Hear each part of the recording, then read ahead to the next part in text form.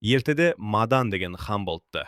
Мадан хан уәзірлеріне адамның, шөптің, құстың жаманын тауып келіңдер деп тапсырма береді.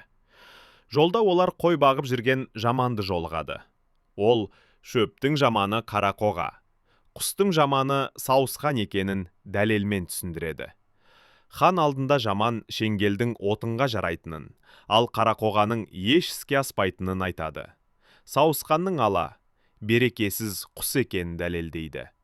Жаман ханның тұлпары сиыр сүтімен өскенін қимылынан танып, қазынадағы асыл тастың ішінде құрт барын болжайды.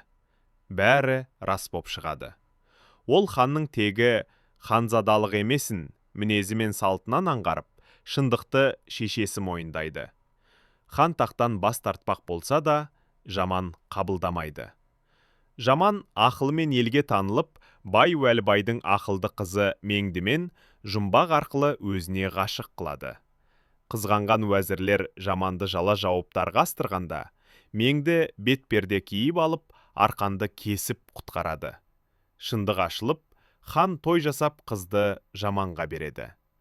Уәзірлер тағы да жаманды ойлап, жаманды барсақ елмеске өтірік тапсырмамен жібертеді. Әйелінің айласымен ол елде қалып, ханның жаман пиғылын өз сөзімен бетіне басады. Кейін уәзірлер тығырыққа тірелгенде, жаман ханның жұмбақтарын шешіп, уәзірлерін ман алып қалады. Хан халық алдында жаманның даналығын мойындап, тақты соған береді. Халық оны Аяз би деп хан көтереді.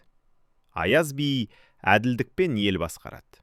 Тәкаппарланбас үшін сарайына жыртық шапанын іліп қояды да үнемі «Аяз, әліңді біл» деп өзін тежеп жүреді.